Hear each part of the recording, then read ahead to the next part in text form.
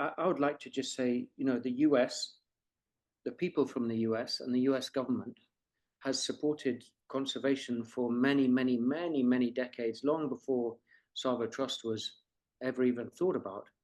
And so I think that definitely needs a big thank you, because it has been there, it was there, and it is potentially still there. I do believe that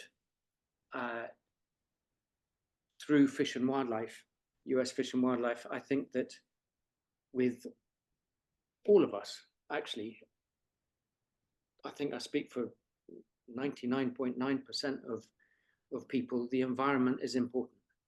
And wildlife, whether it's at home or whether it's in Africa, where there are endemic species and there are key species and key individuals like the big tuskers and what have you, that are not just important to Kenya, they're important to everybody, including our kids and so on. So I believe that funding will resume in one form or another. It might have a changed approach on how you tap into that, but maybe there will be some more checks and balances in place.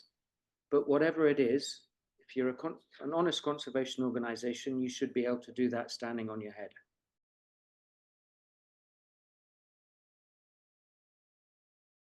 Today, we are joined by our friend and previous guest, Richard Moller of the Tsavo Trust. He's an ardent wildlife conservationist, born and raised in Kenya, founder and CEO of the Tsavo Trust. He is also an honorary warden with the Kenya Wildlife Service, which is a testament to the level of respect he has earned and his hands-on conservation efforts. He cut his teeth in conservation management at the Lewa Wildlife Conservancy, which is a 60,000 acre rhino sanctuary. He is also a skilled bush pilot with experience in aerial censuses and security patrols, some of which IEF has even supported. Please welcome our longtime partner, Richard Moller. Thanks, Richard. Thank you for being here. Sarah and the International Elephant Foundation team, thank you so much for having me. Really appreciate that. And like you say, we're not just sort of working colleagues anymore. We know each other and have become friends over the years. So I'm really happy to be here, and thank you so much. And nice to virtually meet everybody else on the program. Wonderful. All right, I am going to go ahead and share your slides. I'm also going to go off camera, but I'm still here. There we go. Okay, can you see? Yep. Great. Take it away and let me know when to switch. Okay, so I'm just going to talk a little bit about Tsavo and the Tsavo Trust and how we work in this large landscape. And I think that the important thing is we take a holistic approach to all our conservation activities. And what that means in a nutshell is it's not just about the super tuskers, like this particular one on this picture, who's called Balguda. It's about communities that border onto the park. It's about the large predators. It's about the other high value species in this large conservation area. And none of the work we carry out in support of the Kenya Wildlife Service and the Wildlife Research and Training Institute here in Kenya could possibly be done without partnerships. Next, Sarah, please. So we were founded in 2012. At the end of 2012, our first year of operation was 1st of January 2013. And we started from pretty humble beginnings. On the top left corner is our tent with kitchen, mess, office, workshop. Everything was based out of that little tent under that tree. And we had a pretty clapped out old Super Cub on the top right-hand side. The hangar was a bit of canvas that went over the cockpit and the engine. But that's what got us going. And we were super lucky to actually have had those tools to get cracking. Now, 2025, we have quite a lot of conservation tools to do the job. 3 aircraft, a small Robinson 44 chopper recently deployed, an operations room with Earth Ranger and linked to the smart platform. We have offices, a finance team, a community team, a conservation team, an operations officer, a workshop. We're now running 17 Land Cruisers, 3 tractors. And really often I sort of pinch myself or slap myself on the cheek and just think, goodness, if I had any idea what we would be just 12, 13 years on, I would never have believed it. And again, that reverts back to the partnerships that we've made over the years. Next, please, Sarah. So Tsavo it's a massive place. It's a very, very big place. The green on this map represents the national parks. You've got Tsavo East on the right side, Tsavo West on the left side, the slither of Chulu Hills National Park heading northwest.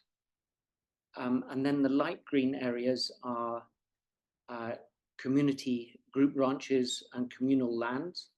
And then the brown patches, the one to the north, where you can see Tsavo Trust is headquartered, is Kamungi Conservancy, and the one to the southeast is Shirango Conservancy. And these are community-led conservancies where Tsavo Trust plays a stewardship role. Essentially, it's a project to uplift local marginalized people that really have been forgotten. Why those 2 areas of those conservancies? Well, one, it's where we're headquartered. So it was important to create a buffer on that part of the national park in and around our headquarters. So it was a situation of really, we can't be sitting here, flying an airplane and catching poachers and what have you, without actually partnering in a meaningful way with our neighbors who had relied heavily on natural resource extraction from the parks historically. And then with Shirango Conservancy, that was really key because many of the big tuskers, which was the founding project under Tsavo Trust, frequented the area and the park, and they ventured out into what was not the conservancy then, but now is, and often they didn't come back. So that is why those 2 conservancies came into being. We are partnering with the Taita Taveta Wildlife Conservancy Association, which covers all the areas in the Taita ranches, which you see on the lower left-hand section around Voi. And that will be key for future projects. Sarah, next, please. So the Tsavo parks, the formerly protected areas, they form 49% of Kenya's total protected areas. It's a massive, massive patch of land. It is a flagship wilderness park, the parks that form the Tsavos. They hold Kenya's largest elephant population, which at a recent survey carried out in February this year, of which we played a large part of, and IEF funds chip into that, over 17,000 elephants were counted. And if we just cast our memories back to 1989, the population of elephants in Tsavo had plummeted to 5,500. So we're on the right trajectory. The land is available, the habitat is available. So I see a good future in the Tsavos, and that's really what brought me to this area 14 or so years ago. Tsavo also holds over 250 critically endangered black rhino, and that is another integral part of the Tsavo Trust program is the Black Rhino project in Tsavo West. But that's another topic altogether. Sarah? So Tsavo Trust was set up really as a core support body to the Kenya Wildlife Service. The Kenya Wildlife Service is the government agency mandated to secure and look after wildlife in Kenya. They are our main strategic partner. So how do we support KWS? We support them through aerial reconnaissance and patrols, through ground monitoring teams, both monitoring and desnaring teams, various different human-wildlife conflict mitigation, and particularly human-elephant conflict, various infrastructure projects, that's ranger outposts. Currently, we have a ranger outpost under construction right now. Over the years, we've built, just off the top of my head, I'm sure I'll miss some, but there's Dakota, Chulu, IPZ base, Ungalia Rhino Sanctuary base. There's a lot has happened in terms of infrastructure support. And through the conservancies that we're working with, they are protective buffers to the park. So in other words, would-be poachers that would historically come through those areas now have a much tighter net to get through because of the conservancy model that is being rolled out there. And then, of course, there's tourism, attraction of tourism to the parks. We have attracted many, particularly high-end tourism guests to Tsavo, many of which end up supporting Tsavo through various different activities.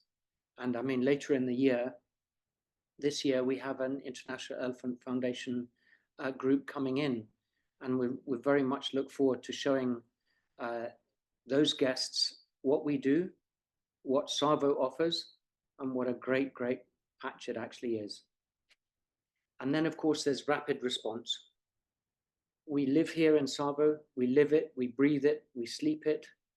So we're so well positioned with the tools that we have at hand, from aerial reconnaissance to ground teams to a professional operations room with various different platforms. And I'll give you just one example. Just this morning, we got a notification from Kenya Wildlife Service that there were 4 guests that were missing in Tsavo, and they'd been missing for 2 days. And so we got up, and using aerial reconnaissance, after a couple of hours, we found them. And there was a mum and dad and 2 fairly young kids, and they'd been stuck in the mud with all the rain that we've had recently for 2 long days. They got stuck on Sunday, and they were recovered today, but they were in great spirits. And that's just one example of the collaboration that we have and the good working relationship that we have with Kenya Wildlife Service that acts on such a rapid response manner.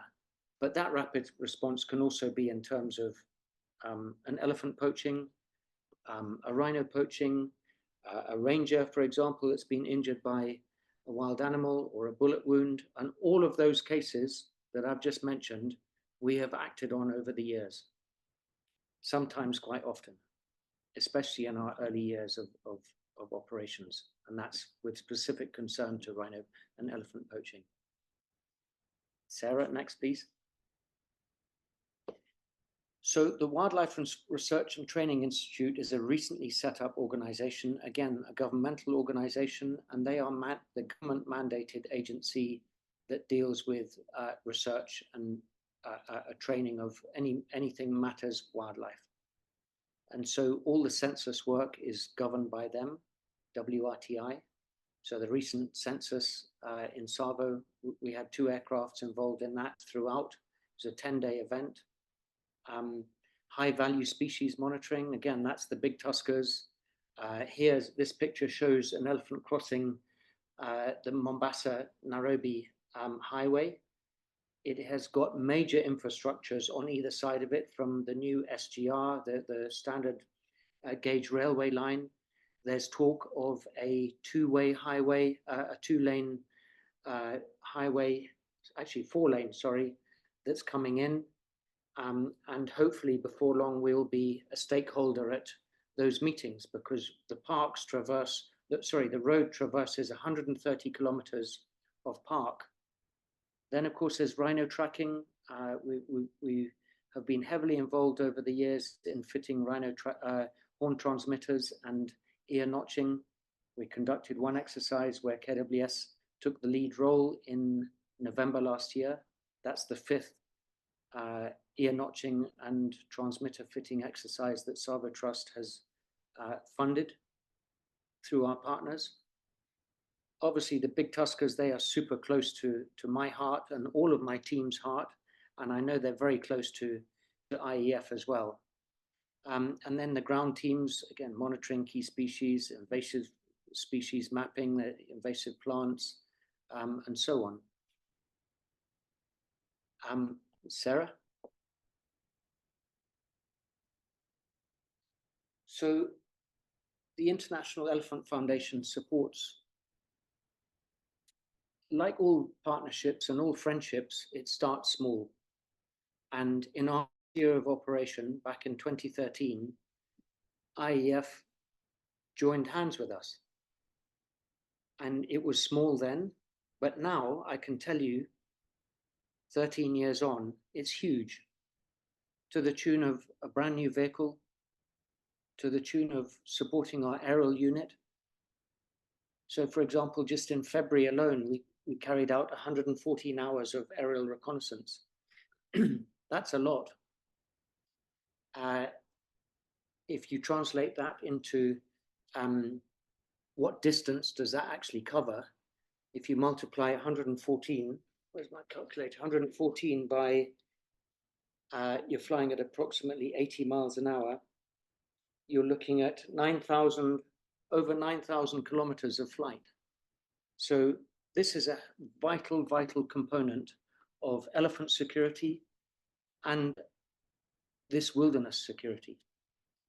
The anti-poaching teams, like I say, we have, although we have 17 vehicles out there, 11 of them are desnaring and anti-poaching specific and elephant monitoring specific. And so we have recently received funds. IEF has played a huge part in that to put a team in a critically important corridor area on the Tiva River.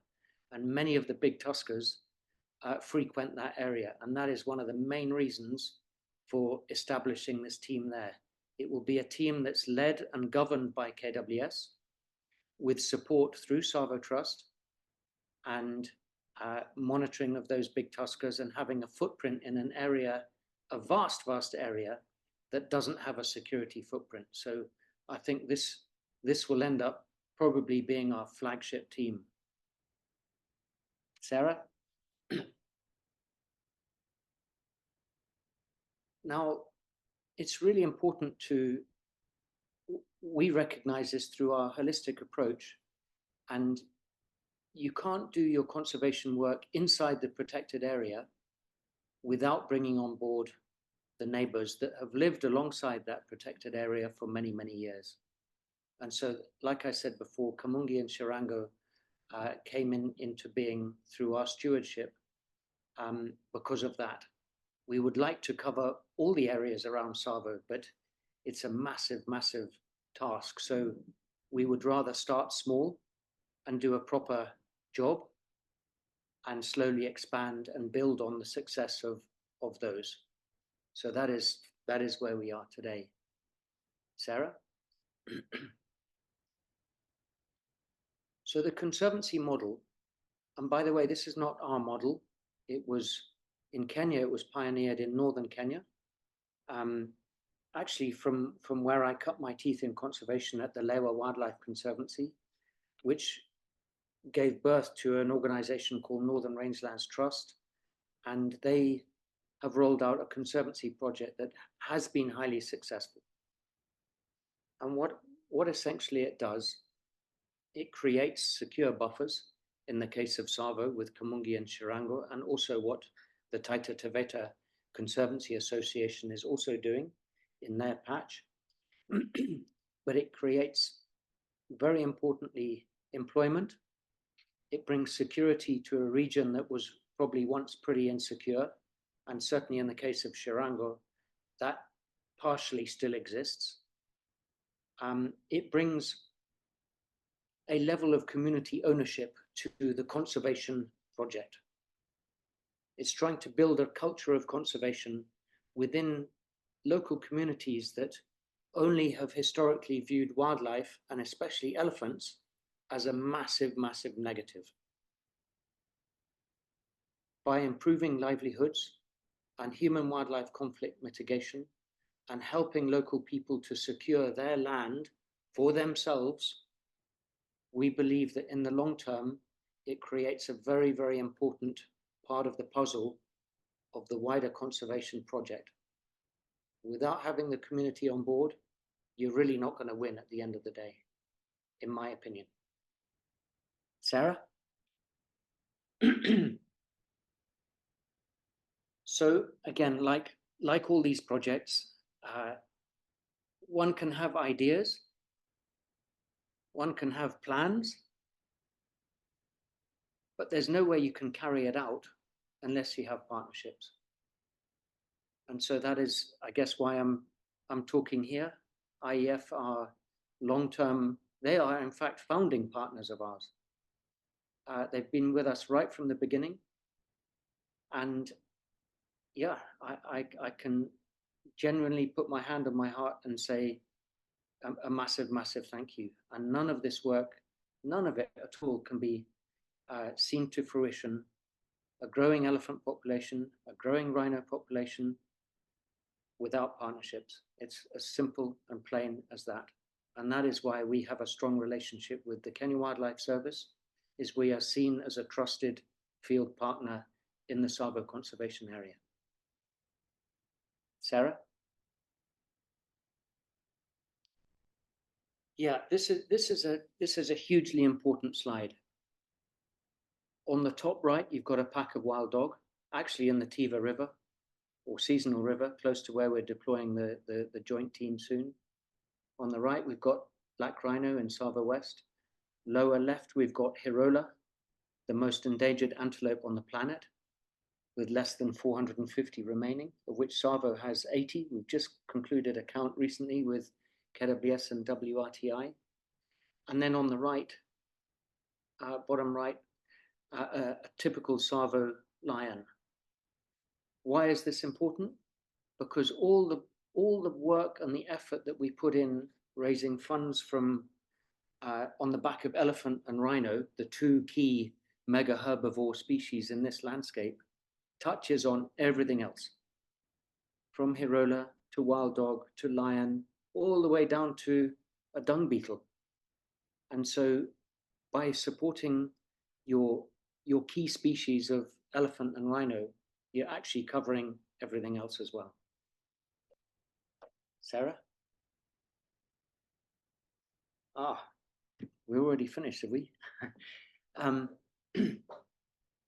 So yeah, just from our side here in Tsavo, just a very, very, very big thank you to everybody that has the enthusiasm to listen, to want to understand, and of course, IEF for your long-term partnership with us. We truly, truly appreciate that. Thank you so much. Thanks. Thank you, Richard. That was excellent. And you made just so many of the beautiful points that are the perfect intersection of IEF and Tsavo. And we are so grateful to be able to support you for all these years. We are getting some questions. I'm getting some sent through private message and stuff like that. But let's start out with, the audience may not be aware, but it is a family affair with you working in the bush. Can you tell us about what it's like protecting and preserving Tsavo with your family, and what your daily lives are like? Well, Sarah, the plan in the beginning wasn't meant to be a family affair, if I'm honest. I mean, we live out here with my wife and kids, and my oldest daughter, Alia, who is now our administrator, she was still at school when we started. And then she went to college and she studied biology and animal behavior. And when she finished college, she said, right, I'm ready to come to work. And I said, well, it doesn't really work that way. Um, and so A, you need at least 3 years experience. And B, it's not me who makes the decision, it's my board. Because Tsavo Trust is a not-for-profit. I work to a board of directors. And so she said, okay, and off she went, and she did 3 years, one in South Africa and 2 years here in Kenya. And then she said, right, I'm now ready to come to work. So I said, well, you need to speak to my chairman. So that's how that happened. But before Alia joined us, I had employed a young lad called Nick Haller, and he was a new pilot, young lad, keen on conservation, a Kenyan, born and brought up here, and he had a passion for conservation. So I thought, yeah, let's give him a go. And little did I know, down the road he would actually end up marrying my daughter. So that is, in a roundabout way, how it's become a family affair. So the intentions weren't there in the beginning, and we definitely don't want to be seen or shown as any nepotistic views prop into the scene. That's important to us. But that is how the cookie has crumbled in this case. But what it has brought is total and utter commitment, and honesty to the job. And certainly, it's not a clock watching situation. It's definitely a 24/7. And we have I look at my senior management team, and although they're not family, they're as good as. Absolutely. It sounds like you've inspired generations of conservation, which is so important, and it dovetails right with what you were talking about with the conservancy model. So one of our viewers, longtime supporter of IEF, is asking, what is your biggest challenge and that you guys face both in the field and in your work in general? Sylvia, I see Sylvia has asked this question. It's actually a really good question. It's a question we are asked quite often. And I mean, firstly, it's a tricky one in that conservation politics plays a challenge. I can't deny that, and I'm just speaking honestly.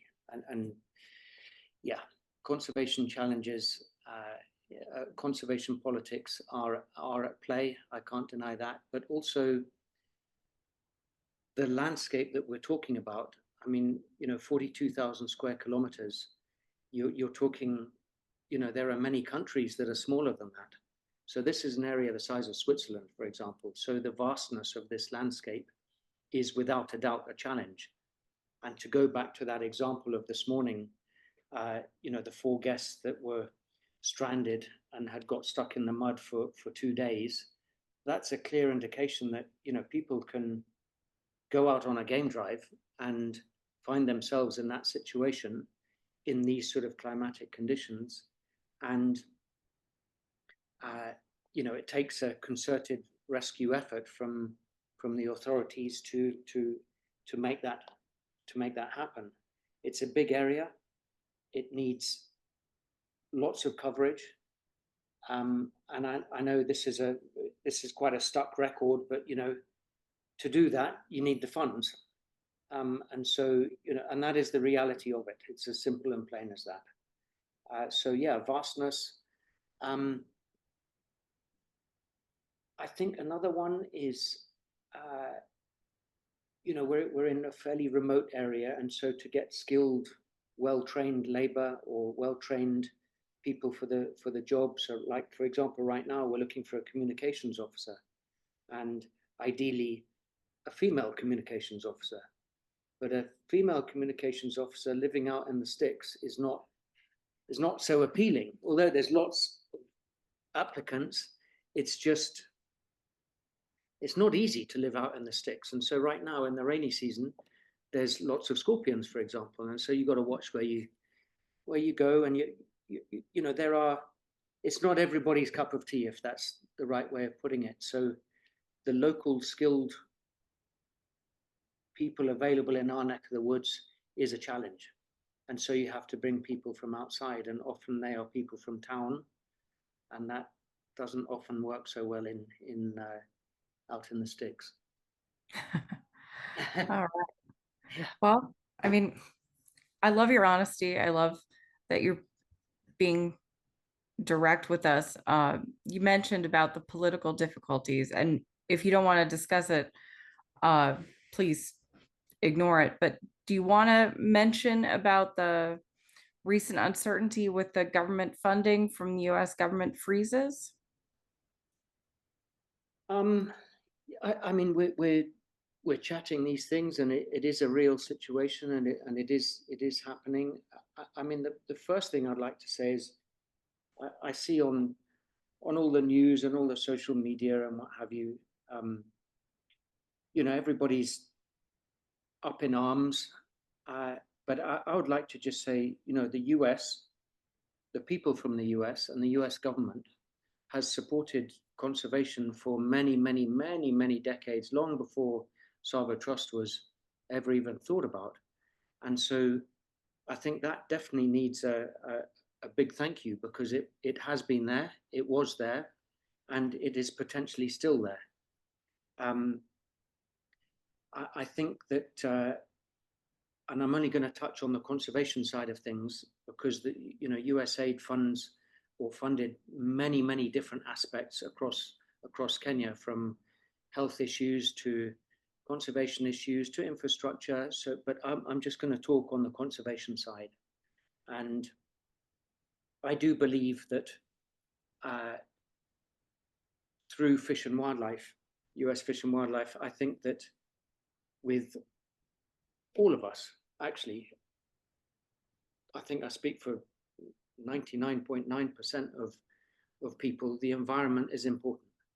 And wildlife, whether it's at home or whether it's in Africa, where there are endemic species and there are key species and key individuals like the big tuskers and what have you, that are not just important to Kenya, they're important to everybody, including our kids and so on. So I believe that funding will resume in one form or another. It might have a changed approach on how you tap into that, but maybe there will be some more checks and balances in place. But whatever it is, if you're an honest conservation organization, you should be able to do that standing on your head. So hopefully that is where we and our partners stand. It's been a bit of a hit this year because it was quite abrupt. I can't deny, and so. But having said that, luckily we're a relatively small organization. Our annual budget is about $2.5 million US, 2 to 2.5. Actually, operating costs is just under 2, and anything above that we view as capital expenditures. So, and much of that goes to KWS and what have you. So with that, and our many partners, we've been able to, including IEF, by the way, we've been able to scramble, if that's the right word, to fill some gaps very, very quickly. So, our funding shortfall for this year was very significant, but through our partners, I don't say half of it has already been covered, but we're certainly a third has been raised literally in the last 1.5 months, and that's a testament to, I think, one, resilience as a small organization that can bounce off these situations and still keep going, and reallocate funds to priorities, and B, our network of friends and supporters. Yeah.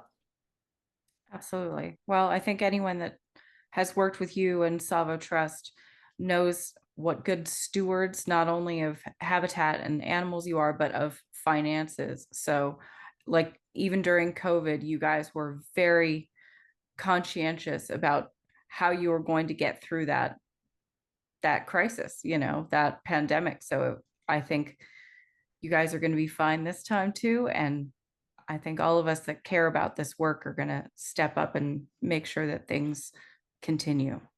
Um, so Thank you. I know our executive director, Debbie, visited you last year and was very impressed about the 10% plan. Can you tell us Yeah. more about that? Yeah, actually, so that is a plan. Again, we've sort of rolled it out, but it was a good friend of mine that I was involved in conservation some years ago. He was very community conservation minded, and he sowed a seed in my mind that what happens if you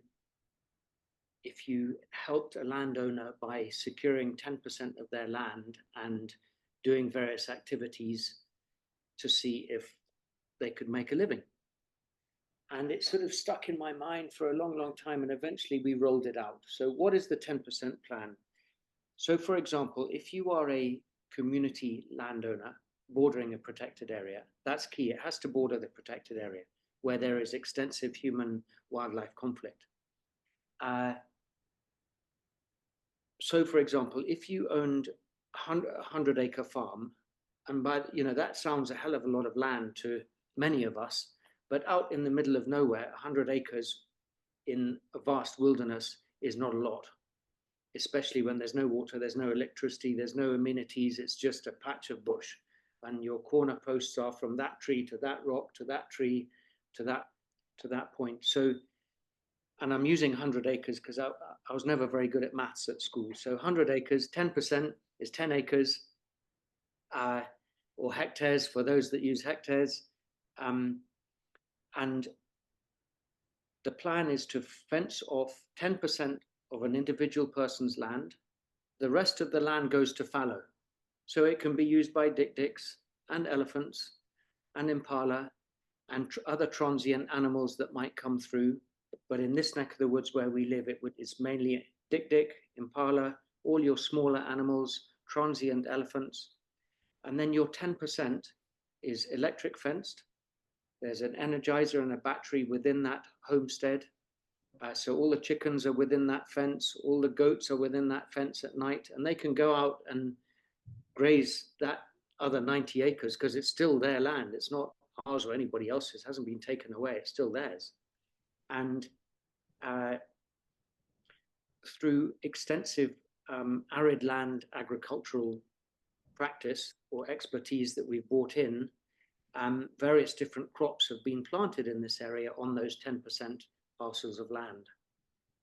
And I can say that the yield of the people that have a 10% fence plan on their plot has gone up many, many, many times, like more than 10 times per plot, rather than trying to frantically farm the rest of their 90 acres, but with human wildlife conflict involved, particularly elephants, and having really disaster after disaster after disaster. Kids can't go to school, and so on. So the 10% fence plan was, we call it a Tsavo Trust brainchild, but actually it was a friend of mine that sowed that seed. But we've just taken it to another level, and there are 18 plots now with in the Honorary Conservancy area that have this, and it has really, really worked. It is quite a few other organizations have been drawn attention to it, and they like the idea. It does involve a bit of maintenance, yes, and one can teach the local people how to maintain an electric fence, but there's still a bit of maintenance. I can't deny that.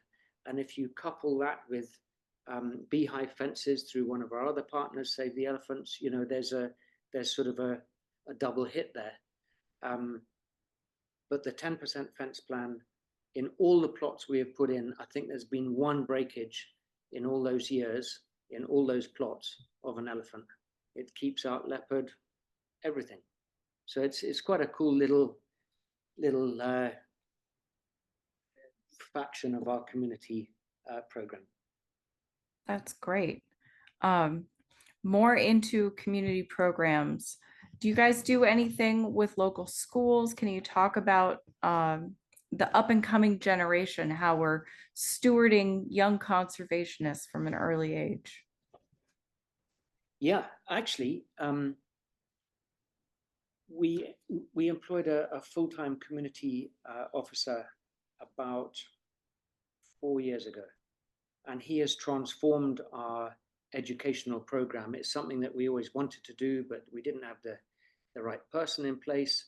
And like all these sort of things, if you know your organization is only as good as the people within it, and we struck lucky with a great community officer, and he's taken our education department to another level.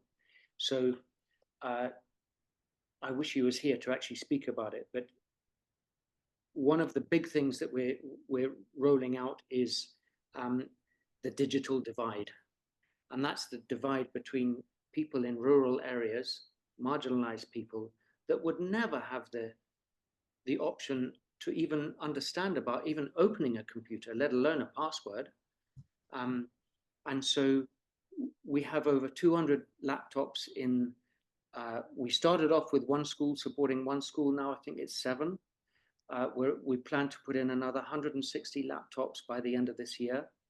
And that's through partnerships with the Haller Foundation, another organization called Ares. They are the main ones actually in this one. Ares Foundation, Oryx Foundation.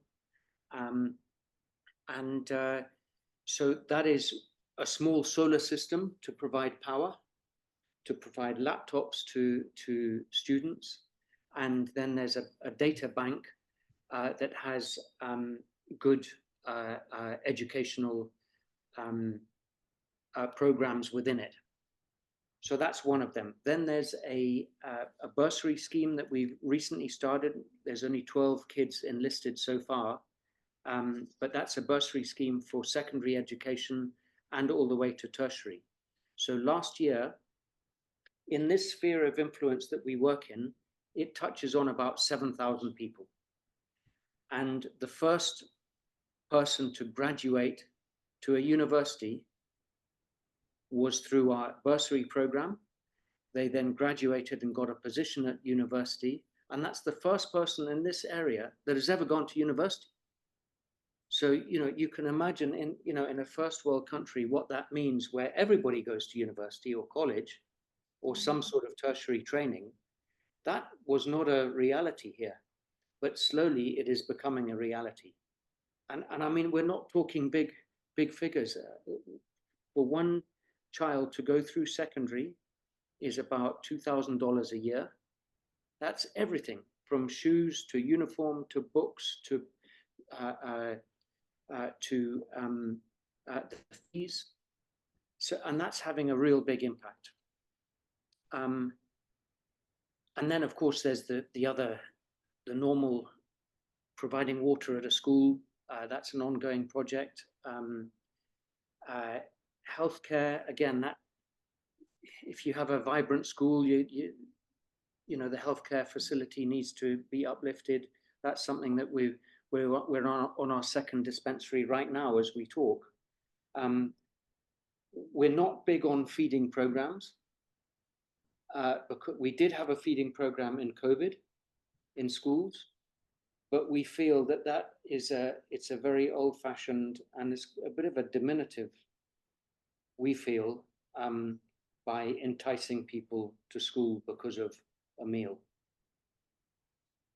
Yet Kenyans are super keen to go to school. They're super keen to learn, especially in these rural areas where the opportunities just don't really exist in a meaningful way. So feeding programs, I know a lot of organizations use them as a big fundraising tool, and we feed X amount of thousands of kids a day.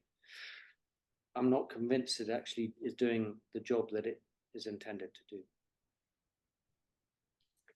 What an thorough, excellent answer. I know there's a lot of people here who are very involved in education, so thank you for that. And I think you guys have such a whole of landscape approach. You're not just helping wildlife, you're helping the people, and it's that high tide lifting all boats that is really helping the entire region. It's fantastic. We have some more questions that were sent to me in a private chat. What is the level of roadkill on the Nairobi-Mombasa highway? What species are at risk? Can you talk more about that? That's a really good one.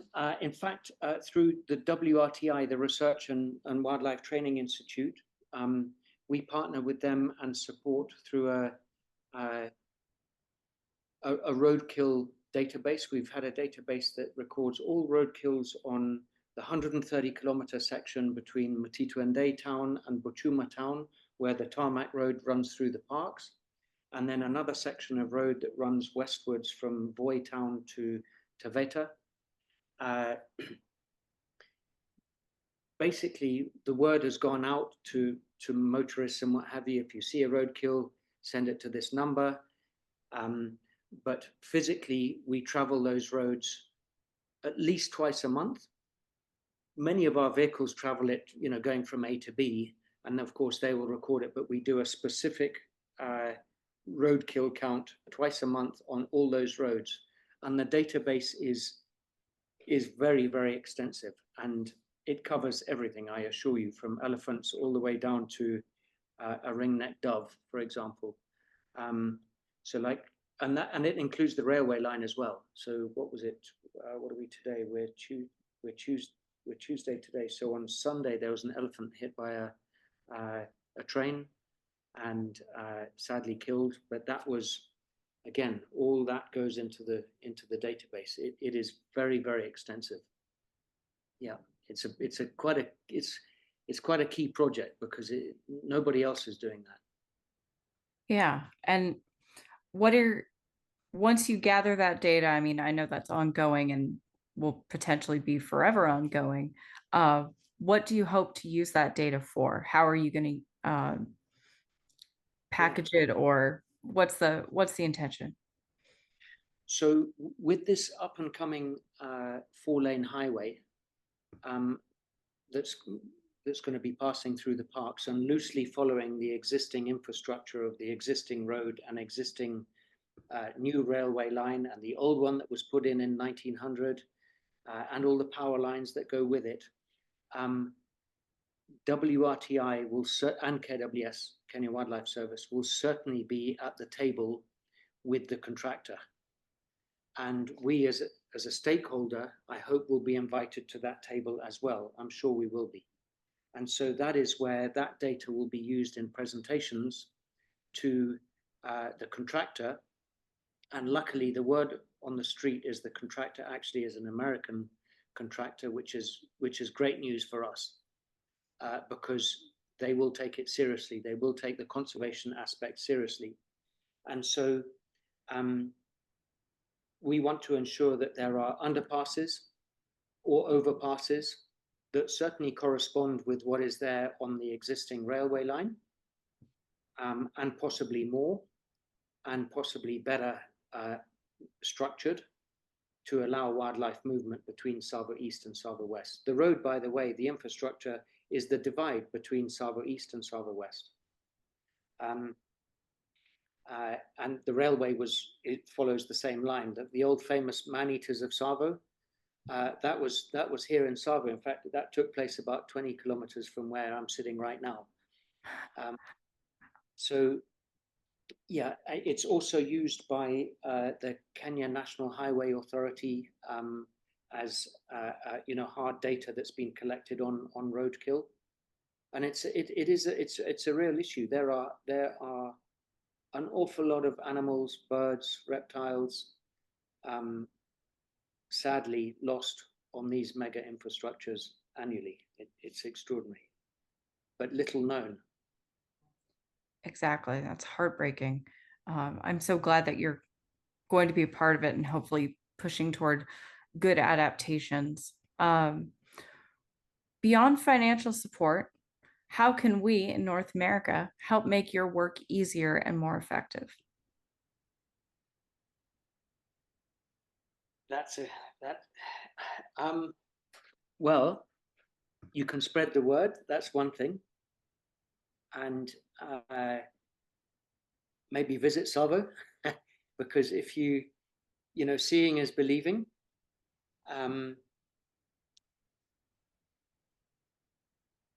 Yeah, I mean, it's all very, it's easy to say, listen, we can send an intern and they can spend 6 months with you and help out. That, that obviously helps. It does come with sort of administrative needs and requirements. You can't just come out here and go into a national park and and be a researcher or what have you without a whole string of red tape to wade through. But I definitely spreading the word is a big one, because all partnerships start at that level. And you just never know, who you're talking to or who you might bump into on the bus to work or whatever it might be. You just never know. So talking about it is important.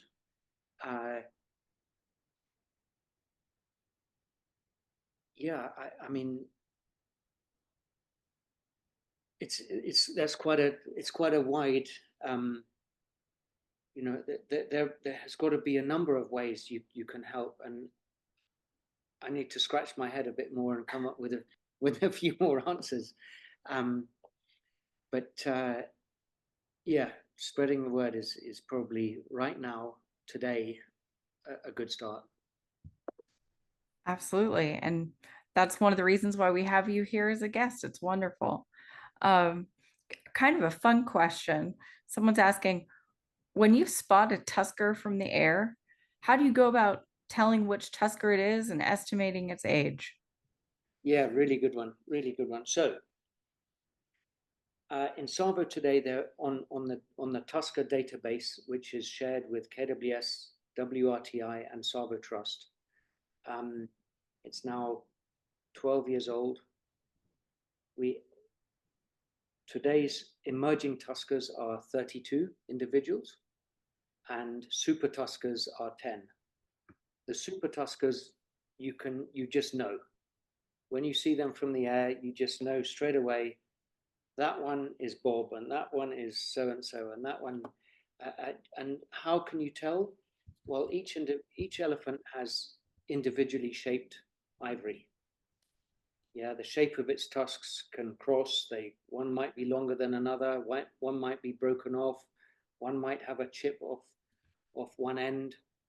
There are some that are quite similar. Certainly in the emerging tusker category, there are a couple that you think, that one's Sarah, but in fact, when you look on the database and you look really closely, you realize, okay, no, it's not. It must be Deborah, or so there are. And then, of course, the notches, and well, not the notches because they're not physically cut by us, but as elephants run through bush or they're having their fights, they get rips and tears and holes, and so many of the tuskers have a rip in the lower left part of the ear, so that's an identifying way. Others, it's as small things as one's got less hair on its tail than the other. Yeah, and it's not as if as they get older they get balder or anything like that on the tail. It's not quite like that, because you even get young elephants with limited hair on the tail. But that is or even a broken tail or a limp. There's all. It's just like humans. Yeah, everyone looks a bit different, and so that's how we tell the difference. But with the big tuskers, when you spot them, you pretty much know for sure that is Balguda, and that is Dida, and that is that one. Yeah, you pretty much, just because of the length of the ivory, and especially from above, it's even more spectacular. Yeah, the emergers are a little bit more tricky to get it right. That must be so incredible to see. So speaking of people seeing things in person, um, you mentioned tourism to Tsavo. Yeah. Do you have new accommodations for local tourism that we should talk about? Actually, we do, and I mean just on the broader side of tourism, um, you know, I've had this discussion with many of my friends that are involved in the tourist business, taking high-end tourists on safari, and I say, some of them are very generous, some of those operators, and they give back to conservation, but others are not. And they say, well, what we pay in park fees and camping fees is our contribution to conservation. And I've come close to losing friends over this because they don't know the reality of what conservation costs in a vast area, and it costs way more than what the tourism fees and income generate. And of course, there are ways we can enhance that income by better tourism facilities and not so much the low end, uh, uh, big footprint, low income that often generates. So going back to where have we added to the potential for more bums on beds in Tsavo through the community that we live in, Honorary Conservancy. We've recently put in a small, you call it an eco lodge. It's a self-help lodge. It's a self-drive. You come with your own food and drink, but everything else is there, from all the cutlery, the crockery, the bedding, the staff, the security, and obviously the facility. And this is it's called the Kamungi Bandas. It was opened in September last year. It's been a huge success. In fact, this whole Easter school holiday, there's not one day available.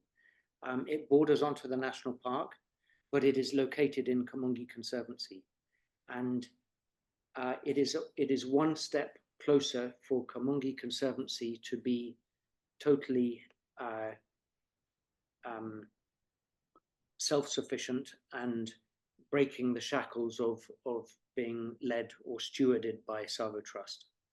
And so all the funding from that goes to the Conservancy, doesn't come to us at all, and that's what we want.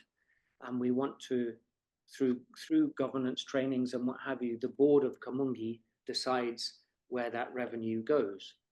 And actually, they've been super good. A lot of it is going to pay for projects that Tsavo Trust continues to pay. So, for example, the 3 fences that maintain a 33-kilometer fence line that Tsavo Trust put in, those fences are now under Kamungi's employment and have been taken off our books. So that's, in a roundabout way, that's helping us. We have 3 less people to pay. The job still gets done. We're still in this sphere of influence, so we still can help where it's necessary. And yeah, it's so far it is a very vibrant little community project that we wish to build on over time. And even the governor of Makueni County, which is where we sit, he's a super good, very conservation-minded guy. He wants to come and stay there with his family, and so that's a clear indication that it's ticking some good boxes with a conservancy name to it, and a conservation entity's name to it. That's wonderful. And like you said, it's creating sustainable positive change, which is fantastic.